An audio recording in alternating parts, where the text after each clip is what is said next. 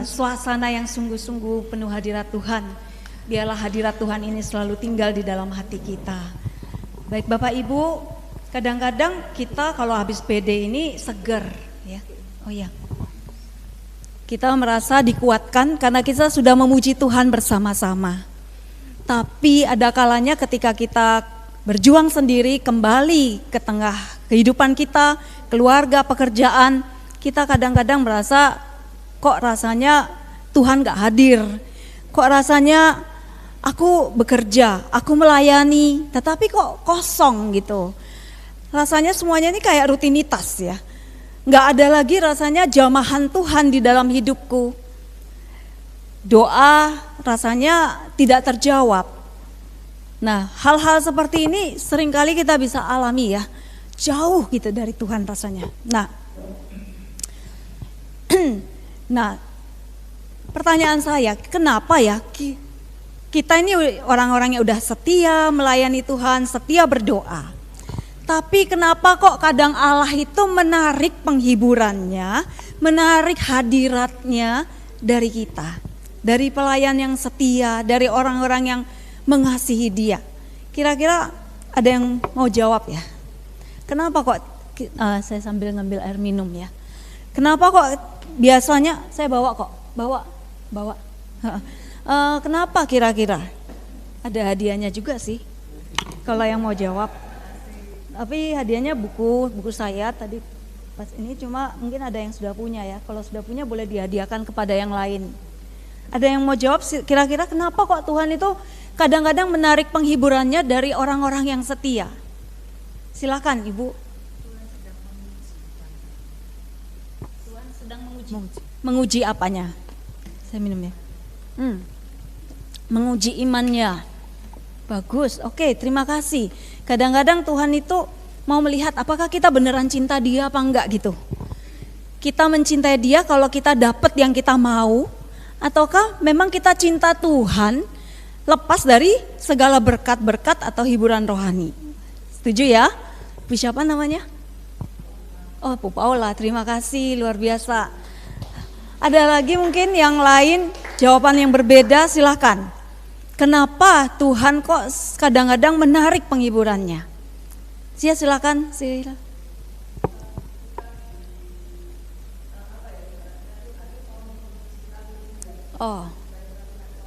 Oh, naik kelas, naik level ya, Silia.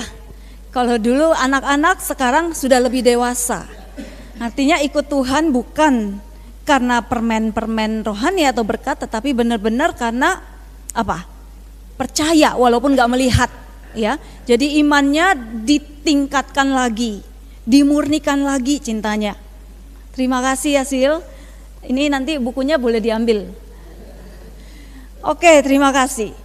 Nah, berikutnya pertanyaannya, kalau dari tadi 2 jawaban itu, terus ini kira-kira jawabannya apa? Apakah mungkin kalau orang itu kering dalam gelap, justru bisa lebih dekat sama Tuhan? Wah, ini semuanya orang-orang yang sudah beriman ya, udah imannya dewasa yang ikut di PD Blast Ministry, karena sering dapat pengajaran yang makanan keras juga di sini rupanya. Jadi kalau kita mengalami kegelapan, kekeringan, malah justru bisa lebih dekat sama Tuhan. Betul ya? Setuju? Nah, pertanyaan berikutnya, kalau gitu apakah Anda mau kalau Tuhan memperpanjang masa kekeringan itu?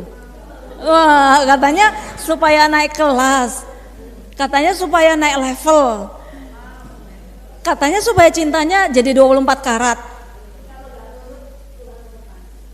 Oh, oke, ya boleh juga ya. Jadi kita nurut aja ya, nurut supaya cepat-cepat selesai prosesnya. Nah ya, kalau memang Tuhan maunya panjang, kalau Tuhan maunya panjang gimana? Oh, itu menurut pikiran kita. Kalau nggak nurut, prosesnya panjang. Tapi katanya tadi, kalau Tuhan memang maunya panjang, nah ini juga proses buat konsep kita nih ya. Kadang-kadang kita mikir kita tuh ngerti Tuhan. Kalau kita ngerti Tuhan, yang Tuhan itu siapa? Yang Tuhan itu yang lebih pintar siapa? Kalau kita ngerti Tuhan, berarti kita itu menguasai Tuhan loh. Kita lebih pintar dari Tuhan karena kita ngerti Tuhan.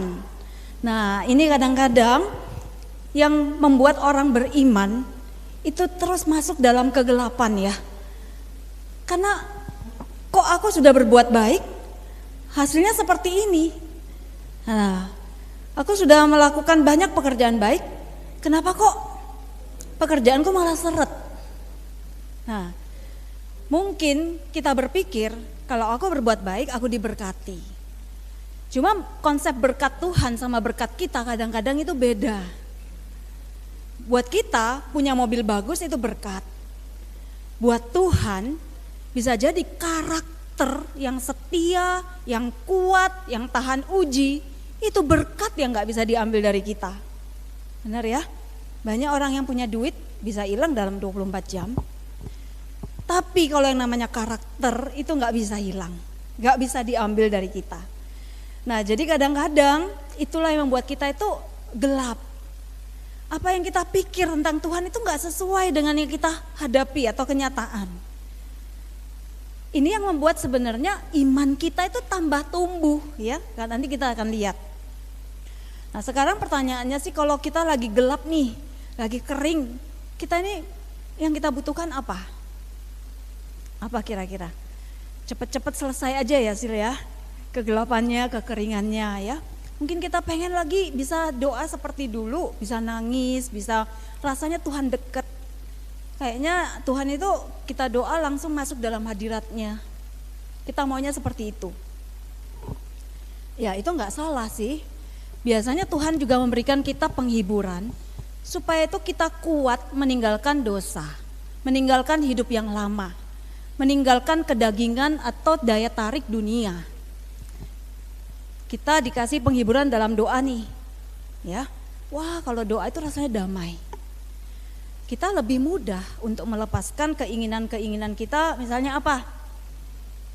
Shopping berlebihan. Shopping boleh, tapi kalau berlebihan itu bisa jadi masalah dalam keluarga, ya kan? Nah, kita bisa melepaskan daya tarik dunia itu kalau kita mengalami hiburan di dalam doa atau di dalam hubungan kita dengan Tuhan. Makanya di awal-awal Tuhan itu ngasih kita hiburan untuk menarik kita lepas dari tarikan dunia, ya, supaya kita kuat. Nah, jadi boleh. Tapi, nah nanti kita akan lihat apakah selamanya hiburan itu akan ada. Bagi yang sudah setia mengikuti Tuhan, kadang-kadang kita tahu nggak semudah itu ikut Tuhan, betul ya? Lihat orang lain yang nggak pernah ke gereja, mobilnya tambah lama tambah banyak, duitnya itu tambah banyak gitu, hidupnya happy, ke luar negeri tiap tahun 2 kali misalnya. Nah ya kan, seringkali kita berpikir seperti itu.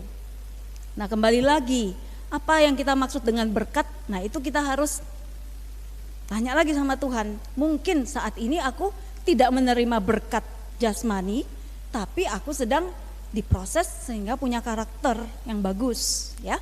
Baik Bapak Ibu, sebelumnya saya kenalan dulu ya. Mungkin ada yang sudah kenal, ada yang belum. Nama saya Ellen. Halo, ini keluarga saya. Anak saya 2, umur 31 dan 29 di Jakarta. Mereka kerjanya film. Sekarang ini filmnya lagi main di bioskop tapi saya nggak nonton.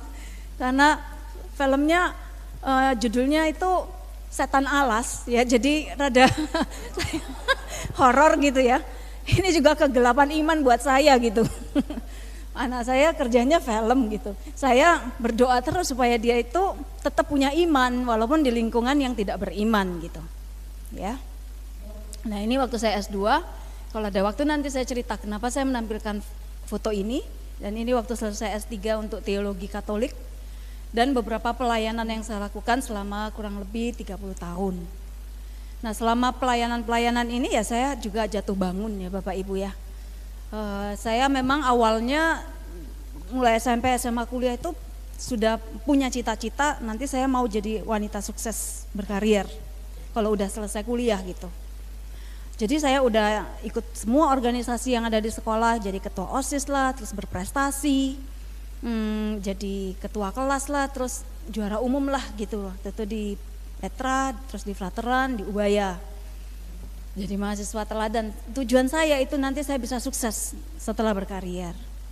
Tapi setelah saya nikah, saya nggak ada perjanjian sama suami. Jadi waktu setelah nikah saya mau kuliah lagi, mau kerja, suami saya nggak melarang, keras. Dia bilang, saya punya kerjaan, ngapain kamu kerja sama orang lain? Tapi kerjaan suami saya itu waktu itu bikin mebel dan mengatur tukang kayu.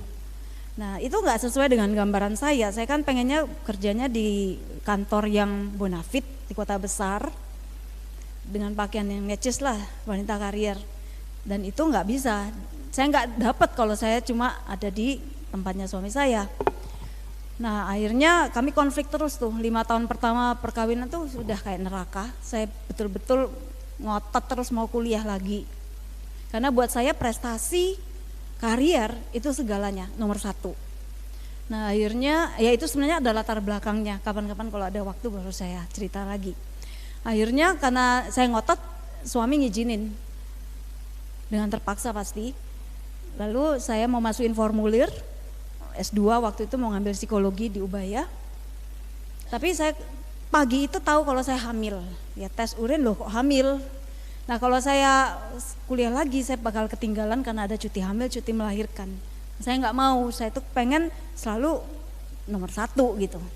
Akhirnya udah saya pikir nanti kalau udah anak saya lahir saya tak kuliah lagi. Nah setelah anak saya 6 bulan saya ngotot lagi. Nah pada waktu mau masukin formulir, seorang pastor itu datang, kami sama-sama tim Choice sebelum saya menikah ya, almarhum Monsinyur Sutikno. Datang pada waktu itu dia belum uskup ya, cerita, saya punya teman, wah saya kan cerita saya mau kuliah lagi. Waduh kamu stres loh, kan caranya ngomong gitu. Kamu stres loh kalau anakmu masih kecil tuh kuliah lagi. Nah romonya pulang, saya tuh bener-bener marah sama Tuhan. Saya masuk kamar, karena waktu dibilangin gitu sama Romo, saya tuh kecil hati kan. Takut juga saya stres gitu nantinya. Akhirnya masuk kamar saya protes sama Tuhan. Tuhan masa sih aku nih mau kuliah lagi aja gak bisa-bisa. Nah pada waktu itulah di titik yang paling gelap buat hidup saya buka kitab suci. Carilah hikmat yang dari Tuhan karena hikmat manusia itu sia-sia. Nah itulah yang mengubah hidup saya ya 180 derajat. Dari yang tadinya pengen dapat pengakuan manusia, pengen dianggap hebat, menjadi mencari apa yang Tuhan mau. Nah memang S2 karier tuh gak jelek, tapi buat saya itu menjadi tujuan hidup saya yang tertinggi gitu. Dan Tuhan meluruskan itu. Nah setelah saya mengetahui bahwa hidup saya adalah untuk melakukan kehendak Tuhan. Nah waktu itu kami sudah pindah di Malang dari Surabaya. Dari Surabaya waktu menikah pindah Pasuruan, lalu pindah Malang. Di Malang dekat rumah kami itu ada sekolah tinggi filsafat teologi Widya Sasana, tempatnya para romo belajar. Nah saya izin sama suami, boleh nggak kalau aku kuliah di situ? Suami saya mengizinkan. Nah ketika saya udah mengerti apa yang Tuhan mau untuk hidup saya, Tuhan itu bukain jalannya juga, suami saya ngizinin. Dan mulai tahun 98 saya kuliah di situ, yang ngambil ya filsafat, teologi, kitab suci, sama romo-romo, frater-frater yang sekarang udah jadi romo-romo ini di Surabaya. Dan sempat ngajar 20 tahun di situ, dan tahun 2019 yang lalu ngambil yang teologi di situ juga. Jadi Bapak Ibu, kegelapan jiwa itu buat saya waktu itu saya alami sebagai kehancuran. Saya merasa hidup saya itu nggak ada gunanya lagi kalau saya nggak mendapatkan apa yang saya mau. Tapi ternyata Tuhan mencabut apa yang menjauhkan saya dari Tuhan. Ambisi saya, obsesi saya yang tidak sejalan dengan kehendak Tuhan itu dicabut. Nah buat saya itu adalah seperti malam gelap ya. Malam gelap sebenarnya kalau menurut Yohanes Salib itu pasif, karena saya nggak cari, datang sendiri kan, bahwa situasi dalam perkawinan suami saya melarang ya kan. Nah karena saya harus taat, karena saya mau taat, saya mengalami kegelapan. Tapi hasilnya saya dilepaskan dari ambisi, dari ikatan yang berpotensi menjauhkan saya dari Tuhan. Seperti itu ya Bapak Ibu ya. Tapi setelah saya mau taat, saya diproses oleh Tuhan ya dengan nangis-nangis. Tiap hari itu nangis di dalam kamar doa Bapak Ibu. Jadi banyak tisunya itu kepake untuk nguras air mata gitu ya. Tapi setelah itu saya mengalami kelegaan karena saya tahu hidup saya untuk melakukan kehendak Tuhan. Ya bukannya berarti pencobaan atau godaan selesai, tetap masih ada. Tetapi saya udah tahu arah hidup saya itu apa untuk melakukan kehendaknya. Seperti itu ya Bapak Ibu ya. Nah jadi sebenarnya kegelapan jiwa itu adalah perjalanan kita, perjalanan rohani kita. Supaya kehendak Tuhan itu bisa dinyatakan, bisa diwujudkan dalam hidup kita. Nah seperti kata Sisil tadi, kalau kita nggak memberontak, cepat selesai prosesnya, memang benar ya. Kalau kita ngerti maunya Tuhan apa dan kita mau nurut, maka kita tuh nggak soro lama-lama gitu. Tuhan itu nggak mau lihat kita menderita. Tuhan itu nggak menciptakan kita supaya kita menderita, tidak. Tapi kita perlu mengalami pemurnian itu yang buat kita rasanya itu menderita. Supaya apa? Supaya kita benar-benar bebas dari ikatan yang membahayakan keselamatan jiwa kita. Kalau dulu saya ya tidak punya suami yang keras, tidak dipakai oleh Tuhan suami saya untuk melarang saya kuliah lagi dan berkarier, mungkin saya itu udah kemana-mana dan tidak pernah pulang ke rumah kali ya. Dan tidak mungkin saya itu mencari Tuhan, karena saya ini orangnya sangat ambisius. Saya udah sukses tuh di kota besar, dan ya saya nggak akan kenal Tuhan seperti sekarang. Nah sekarang kalau saya ditanya, mau nggak kamu sekarang ditukar, kamu nggak boleh pelayanan tapi kamu punya gaji puluhan juta sebulan karena bekerja seperti yang kamu mau dulu. Saya udah nggak mau lagi sekarang, karena saya tahu bahwa inilah jalan hidup saya, inilah panggilan yang membuat saya bahagia. Jadi buat saya itu berkat ya, mengenal Tuhan dan melayani Dia itu anugerah buat saya. Jadi seperti sekarang saya diminta oleh Weven di sini, ini suatu anugerah buat saya. Boleh menyampaikan apa yang saya alami dengan Tuhan gitu. Nah Bapak Ibu, jadi ini perjalanan kita semua masing-masing untuk kita itu semakin dekat dengan rencana Tuhan. Karena manusia kita ini seringkali kita udah dipenuhi oleh konsep-konsep yang salah tentang hidup. Kita maunya yang nyaman, sukses menurut dunia.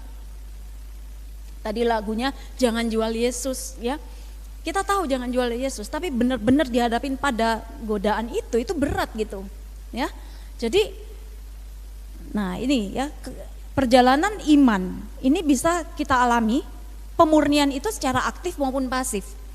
Aktif itu kalau kita dengan sengaja mau melakukan doa, misalnya mati raga, puasa, mau ngurangi gosip, mau memaafkan, mau mendekati orang yang tidak menyenangkan, mau menjaga mertua, mau mendekati ipar yang selalu iri sama kita. Itu adalah penyangkalan diri, malam gelap aktif yang kita lakukan karena kita mau melakukan kehendak Tuhan. Jadi kita udah dengar di PD, di firman Tuhan, di misa, berbuat baik. Nah kita lakukan, itu seperti malam gelap aktif. Karena apa? Nggak gampang dan nggak enak. Mendekati orang yang kita nggak suka itu nggak enak. Tapi katanya apa bedanya kamu dengan orang yang tidak kenal Tuhan? Kalau kamu hanya mau yang enak, kalau kamu hanya mau yang gampang, kalau kamu hanya mau bergaul dengan orang-orang yang memuji kamu dan tidak pernah mengkritikmu, betul? Nah saya mau nggak mau, kita di dalam perkawinan mengalami yang namanya malam gelap pasif. Karena mau nggak mau kita nggak bisa lari Bapak Ibu. Perkawinan itu one way ticket, satu kali masuk nggak bisa keluar. Bener ya? Tapi karena itulah kita itu bisa jadi orang yang kuat, bisa bertumbuh kesabarannya, bisa bertumbuh kesetiaannya. Karena bangun pagi, ngurusin keluarga, tidurnya larut, itu membutuhkan penyangkalan diri. Tapi kalau kita lakukan, cinta kita itu bertambah kuat. Bukan cinta sensasi kalau aku merasa nyaman, tapi cinta karena kita tahu ini kewajiban kita, komitmen kita.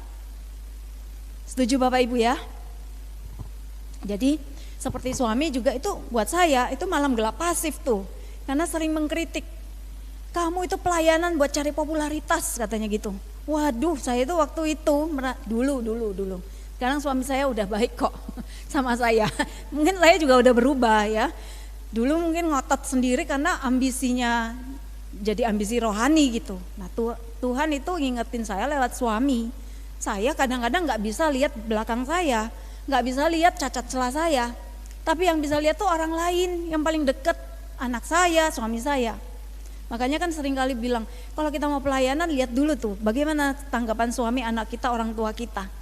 Ya, kalau mereka melihat kita di luar dan di dalam rumah sama, ya puji Tuhan, berarti kita ini udah lumayan gitu. Nah, jadi suami saya ngomong gitu, saya sakit hati. Saya bilang, saya merasa saya udah baik loh gitu. Tapi ternyata, ya suami saya rasanya benar ya. Waktu itu ya saya akhirnya nurut di rumah aja, baca kitab suci, nggak keluar pelayanan karena nggak boleh. Dulu ya waktu anak-anak masih kecil.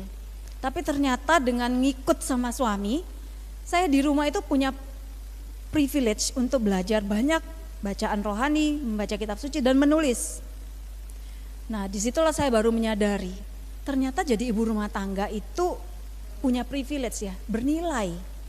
Tadinya tuh saya merasa jadi ibu rumah tangga itu benar-benar nggak bonafit gitu, nggak ada yang dibanggakan. Makanya saya kan mau berkarier gitu. Tapi akhirnya saya menemukan, wah ternyata dengan di rumah punya kesempatan untuk berelasi dengan Tuhan itu sangat bernilai. Dibandingkan kalau misalnya saya kerja pagi jam 7, pulang jam 7 malam, ketemu anak-anak juga enggak, kapan doanya? Jadi akhirnya saya bisa mensyukuri keadaan itu dan saya akhirnya bisa nulis buku menjadi kekasih Tuhan, kekasih suami. Itu semua dari perjalanan minus-minus saya di dalam perkawinan. Jadi gelap-gelapnya saya udah saya tulis gitu. Nah Bapak Ibu itu, nah kita lihat nih, jadi malam gelap aktif itu adalah perjuangan kita untuk menyangkal diri, untuk melakukan yang baik. Tapi sampai pada suatu ketika kita itu gak bisa lagi ngelihat jeleknya kita sendiri. Kita gak sadar. Ya seperti saya tadi, saya pikir saya melayani tulus. Sampai suami saya bilang, kamu cari popularitas. Nah akhirnya itu seperti saya disalibkan, yaitu yang namanya malam gelap pasif. Nah seperti Yesus sendiri itu, dia naik puncak Golgota memanggul salib ya, betul ya? Tapi ketika dia sampai di puncak, apakah dia bisa menyalibkan diri sendiri? Bisa enggak? Enggak bisa. Jadi kita enggak bisa menyalibkan diri sendiri untuk hal-hal yang mungkin sangat dalam, yang rohani, ya, yang bagian dalam diri kita yang kita sendiri tuh enggak ngerti. Makanya Bapak Ibu kalau dikritik, jangan cepat-cepat balas marah, karena bisa jadi benar gitu loh. Apalagi yang kritik itu orang yang kenal baik dengan kita. Kalau orang itu enggak kenal baik sama kita, enggak usah didengerin, enggak apa-apa. Tapi kalau itu suami kita, anak kita, saudara kita, rekan pelayanan kita, didengerin. Karena bisa jadi dia sedang melihat yang kita gak bisa lihat. Itu gak enak sekali, sakit. Tapi Tuhan pakai orang lain di sekitar kita untuk menyalibkan diri kita, untuk membersihkan kita, memurnikan kita. Jadi Bapak Ibu bersyukur kalau dalam pelayanan atau dalam keluarga ada orang-orang yang gak sejalan dengan kita. Orang-orang yang tampaknya itu sinis banget ya sama kita. Itu bisa jadi tanda bahwa ada dalam diri kita yang sedang perlu diberesin, dimurnikan ya.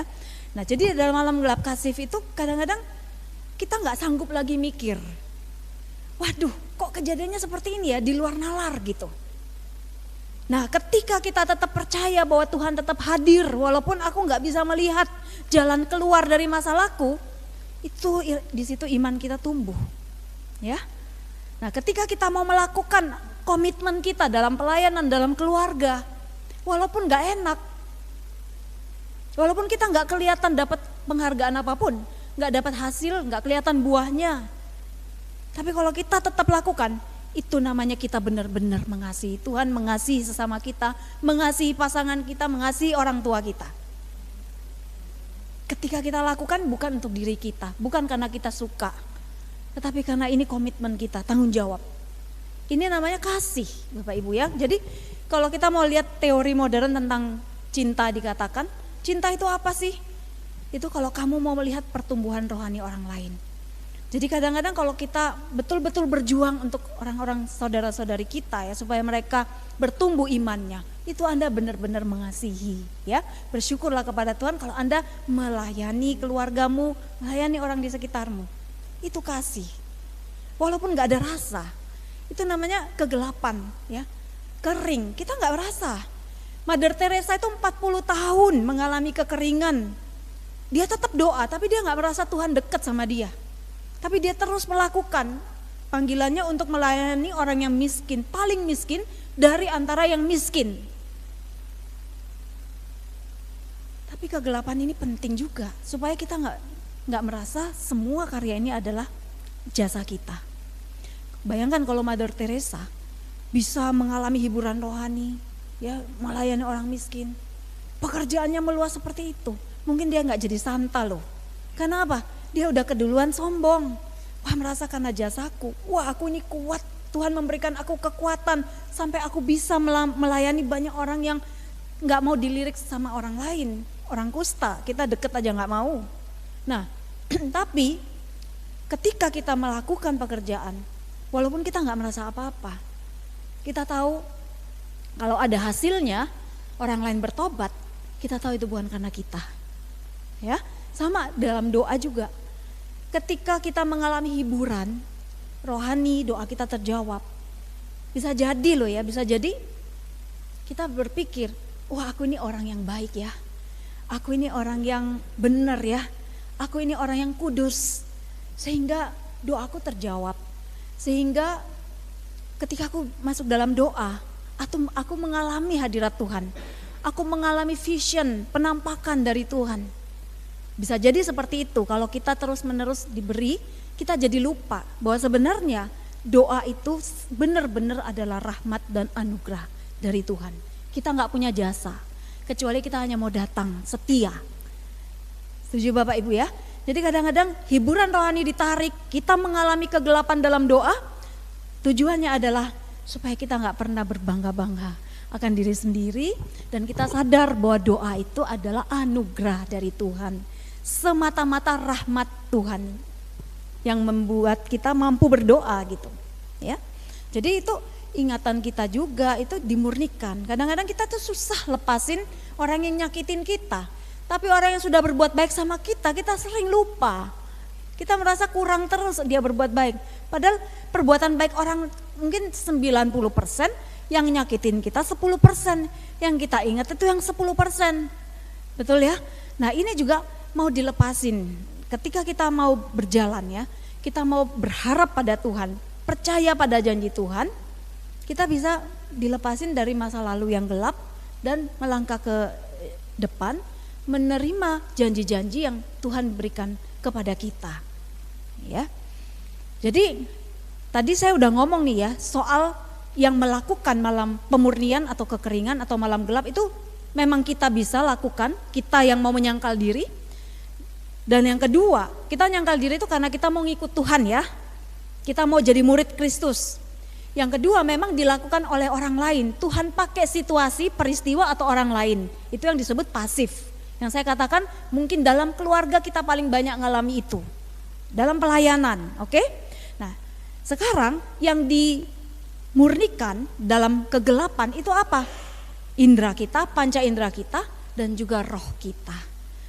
Jiwa kita maksudnya ya. Jadi bukan hanya keinginan indrawi, tapi juga mental kita, jiwa kita itu dibersihkan dalam malam gelap roh. Jadi kegelapan itu ada aktif dan pasif, ada indrawi dan rohani. Itu aja yang penting. Anda gak ngerti ini, Anda lupain ini semua juga gak apa-apa kok. Yang penting Anda tahu, kalau Anda sedang mengalami kekeringan atau mengalami kegelapan, jangan takut ya. Memang terjadi seperti itu untuk kebaikan kita, supaya kita selamat, supaya kita murni, supaya kita tambah kuat cintanya, diuji 24 karat jadi cintanya. Yang kita alami ini dalam doa ini, kehilangan penghiburan, doa kita rasanya gak jawab. Yesus kok rasanya jauh, kok rasanya aku gak mengalami lagi. karisma-karisma itu. Tapi hati kita selalu rindu pada Tuhan. Ini bedanya sama orang yang jauh beneran dari Tuhan. Orang yang malas dan menjauh dari Tuhan, itu bedanya di nomor 2. Dia juga kehilangan hiburan dalam doa, kehilangan hiburan, rasanya Tuhan jauh, tapi dia nggak lagi terarah pada Tuhan. Dia jadi kepengen kembali ke yang duniawi, yang rohani rasanya nggak menarik. Nah itu bedanya. Tapi kalau orang sedang dimurnikan di dalam kegelapan jiwa, dalam malam gelap, dia tetap rindu sama Tuhan. Dia tetap cari Tuhan. Walaupun rasanya Tuhan jauh, dia tetap cari. Dan biasanya kalau orang penghiburan rohani itu ditarik, orang itu tambah cari, tambah kuat imannya. Misalnya ya Bu Paula ya, Ibu saya salaman nih ya. Terus saya ini senang salaman, pengen terus salaman, tapi Bu Paula narik.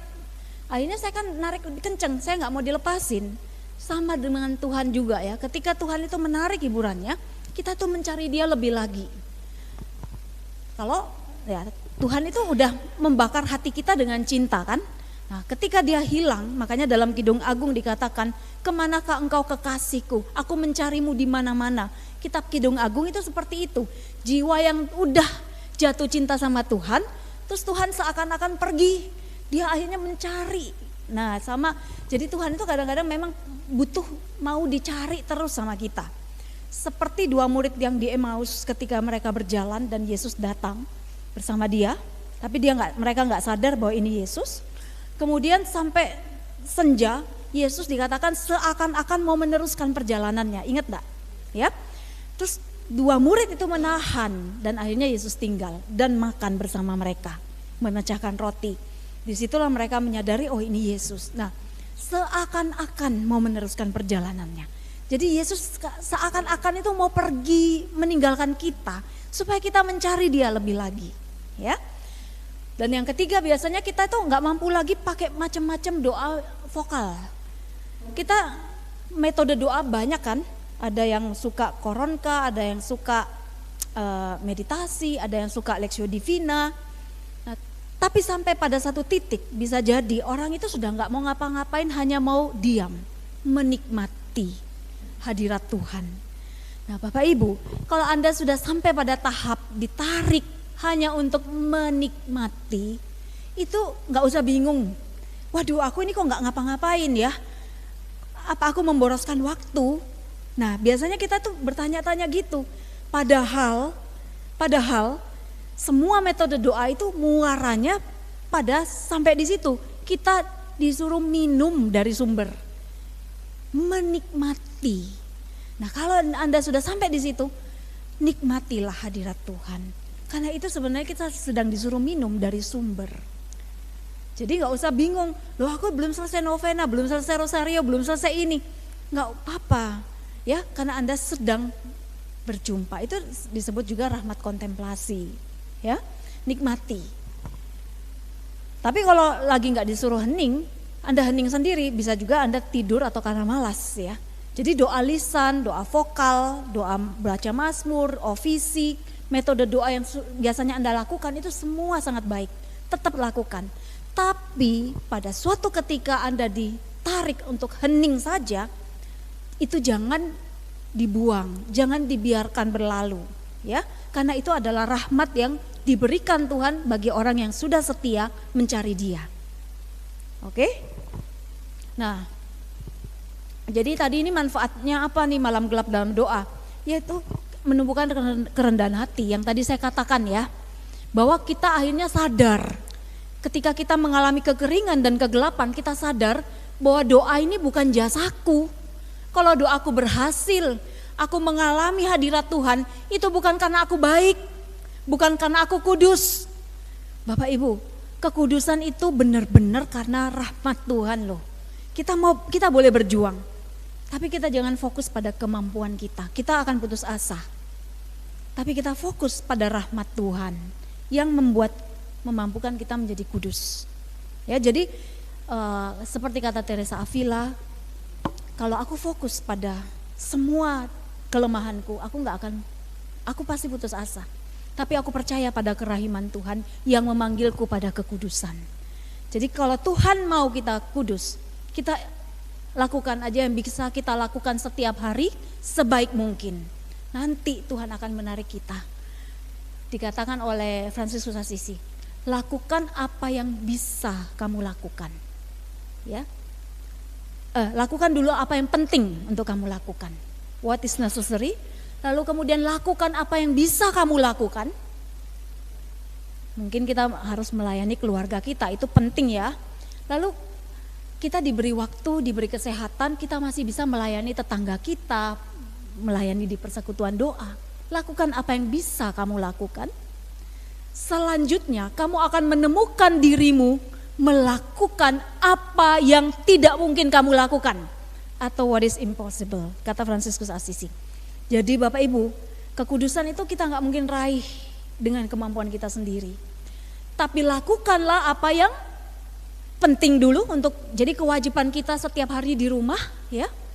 Di pelayanan, lakukanlah setelah itu apa yang bisa kamu lakukan. Berbagi dengan orang lain, kita masih punya waktu, masih punya berkat, bagi. Itu bisa kita lakukan. Akhirnya kamu melihat bahwa dirimu melakukan apa yang tidak bisa kamu lakukan. Termasuk menjadi kudus. Kita gak bisa lakukan sendiri. Setuju Bapak Ibu ya? Itu kata Fransiskus Assisi ya. Jadi, sebentar. Tadi itu, nah ini ya. Yang kedua mengatasi kerakusan. Kalau kita dikasih terus permen rohani, akhirnya setiap kali datang PD kita hanya cari permen. Setiap kali datang misa, tapi orang Katolik itu saya yakin imannya kuat. Walaupun misa ya, mereka tidak mengalami apapun misalnya, tapi percaya bahwa Kristus hadir, itu iman kita itu kuat. Ya, kita nggak mencari penghiburan kan dalam misa. Kita juga kalau misalnya datang ke persekutuan doa, kita benar-benar mungkin pulang kita masih ada yang belum beres masalah kita. Tapi kita tetap datang karena kita setia. Kesetiaan itu mematangkan iman kita, ya, membuat kita juga nggak rakus mencari penyembuhan di mana-mana misalnya, mencari karisma-karisma yang hebat-hebat. Kadang-kadang kita dibiarkan mengalami kekeringan supaya kita tidak rakus, ya.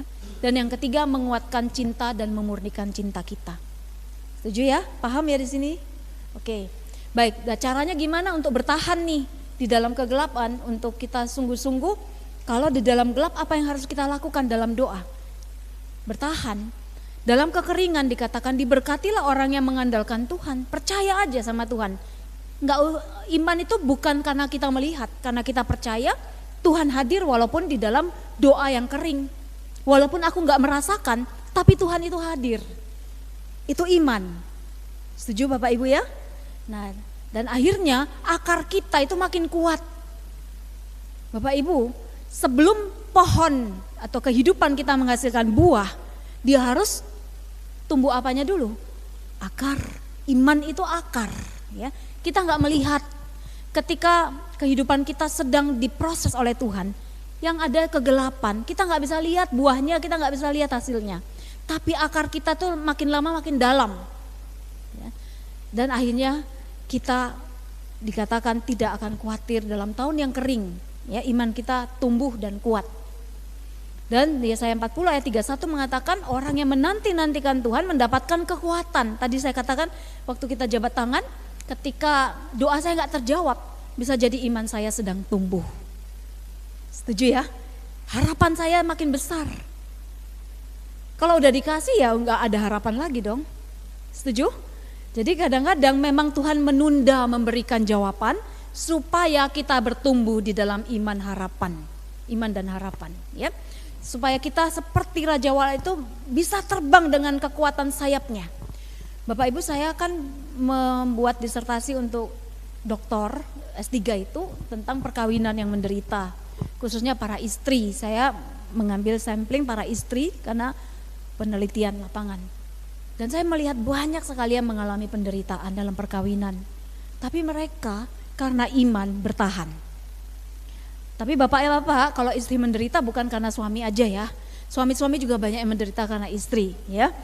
Nah, tapi itu semua ternyata ketika orang mau bertahan karena iman, karena komitmen, di situ dia semakin bertumbuh dalam banyak sekali kebajikan. Ya. Suami saya juga mengalami malam gelap karena saya loh, karena menikah dengan saya kan. Karena saya punya macam-macam kemauan yang gak jelas itu dulu. Dia aja stres juga gitu. Nah, akhirnya kami saling melukai. Tapi untungnya sekarang suami saya udah dibebaskan juga dari kelekatan-kelekatannya. Kalau dulu Tuhannya dia itu uang. Dan dia nggak melihat pelayanan itu ada gunanya gitu. Tapi setelah saya diproses oleh Tuhan melalui suami, ada masa 5 tahun berikutnya itu suami saya yang diproses oleh Tuhan sendiri. Uangnya di bank itu habis, ditaruh di luar negeri banyak ya. Tapi karena kalah falas valuta asing, dalam waktu 3 bulan itu benar-benar 80% habis. Nah, suami saya yang Tuhannya itu uang, itu hampir gila Bapak Ibu. Nah, itu kayak diproses, kalau pasangan kita sedang diproses, kita pasti akan merasakan asapnya. Jadi ibarat kayu ya, kalau nanti saya terakhir ini akan menunjukkan nih. Kayu basah itu seperti jiwa yang banyak dosa, banyak cacat celah. Kita ini juga banyak cacat celah gitu ya. Kalau dekat sama Tuhan, pasti akan mengalami yang namanya pemurnian, proses. Berasap tuh, keluar asapnya, basah-basahnya. Kalau kayu basah deketin api pasti berasap dan pasti kita nangis lah. Orang sekitar kita juga akan perih matanya. Tapi setelah itu, setelah kering, kayu itu akan menyala ya, menyala. Sifat-sifat kayu itu akan menjadi seperti sifat api sendiri. Sifat kita akan diilahikan, diubah seperti Kristus. Itu yang namanya transformasi ya. Nah, jadi jangan khawatir dengan proses karena nanti ujungnya itu membahagiakan banget ya. Nah, Afila bilang jangan menyerah berdoa. Maka kalau kamu gak nyerah, Tuhan akan menyediakan kebaikan yang kita butuhkan. Dan kalau kita gak mampu buat apa-apa, 1 langkah itu sudah cukup. Jangan bodoh untuk menyerah. Karena Tuhan menyediakan anugerah yang tidak bisa dibandingkan dengan apapun. 1 langkah itu apa? Walaupun kita lemah, kita gak semangat, kita gak merasa ada Tuhan, tetap datang sama Tuhan di dalam doa. Gak bisa ngomong apa-apa, gak usah ngomong apa-apa. Mau ngomel sama Tuhan, mau sambat sama Tuhan, mau marah, mau protes, itu pun doa. Asal pada Tuhan. Ya, itu pun doa. Nah, lalu Katrina Siena bilang, kalau kamu mengalami godaan dalam doa, jangan mundur. Karena banyak orang berkata, wih kalau aku doa kok jadi aku melihat macam-macam ya, ngeri gini. Katrina Siena bilang, kalau kamu doa jadi goda, apalagi kamu gak doa. Jadi jangan mundur ya, tetap berdoa, tetap bertahan. Itu akan berlalu. Dan yang ketiga Yohanes Salib bilang, kita perlu tahu bahwa walaupun Tuhan tidak menjawab doa kita, seakan-akan gelap, seakan-akan dia diam. Kalau kita tidak berhenti, Tuhan kita adalah Tuhan yang tidak pernah gagal untuk menjawab doa-doa kita. Asal kita tidak menjadi lemah dan tidak berhenti untuk berdoa. Dan akhirnya nanti jiwa kita ini menyala dalam kasih, diubah menjadi seperti sifat-sifat Allah sendiri. Bukan diubah jadi Allah ya, tapi sifat-sifat Allah itu akan muncul di dalam hidup kita, di dalam karakter kita. Itulah buah. Ya, jadi kegelapan itu menghasilkan buah rohani, karakter. Demikian Bapak Ibu, semoga Bapak Ibu malam ini kita bersemangat ya untuk terus melanjutkan hidup rohani kita seperti yang Tuhan mau. Dibentuk oleh Tuhan lewat kegelapan. Terima kasih Bapak Ibu, mari kita mau satukan semua niat kita, tekad kita persembahkan pada Tuhan di dalam doa.